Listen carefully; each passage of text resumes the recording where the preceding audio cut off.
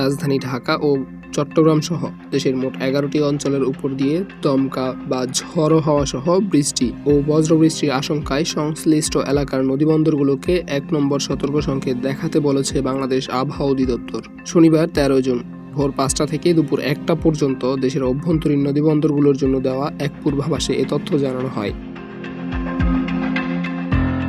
ঝড় সতর্কীকরণ কেন্দ্র থেকে প্রকাশিত ওই পূর্বাভাসে বলা হয়েছে, ময়মনসিংহ, ঢাকা, ফরিদপুর, খুলনা, বরিশাল, পটুয়াখালী, কুমিল্লা, নোয়াখালী, চট্টগ্রাম, কক্সবাজার ও সিলেট অঞ্চলের উপর দিয়ে পূর্ব অথবা দক্ষিণ পূর্ব দিক থেকে ঘন্টায় 45 থেকে 60 কিলোমিটার বেগে অস্থায়ীভাবে দমকা বা ঝড়ো হাওয়া সহ বৃষ্টি কিংবা বজ্রবৃষ্টি হতে পারে।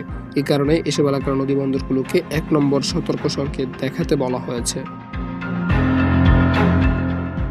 এদিকে গতকাল রাতে প্রকাশিত আবহাওয়া অধিদপ্তরের সারা দেশের সম্ভাব্য পূর্বাভাসে বলা হয়েছে, শুক্রবার 12 জুন সন্ধ্যা 6টা থেকে পরবর্তী 24 ঘন্টায় ময়মনসিংহ, বরিশাল, চট্টগ্রাম ও সিলেট বিভাগের অনেক জায়গায় এবং রংপুর, ঢাকা, রাজশাহী ও খুলনা বিভাগের কিছু কিছু স্থানে অস্থায়ীভাবে দমকা হাওয়া ও বিদ্যুৎ চমকানো সহ হালকা থেকে মাঝারি ধরনের বৃষ্টি অথবা বজ্রবৃষ্টি হতে পারে।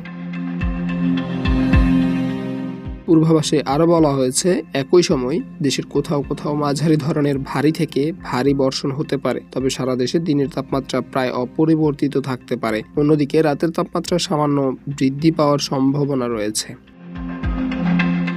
Abdullah Mamun, news desk, public Tribune.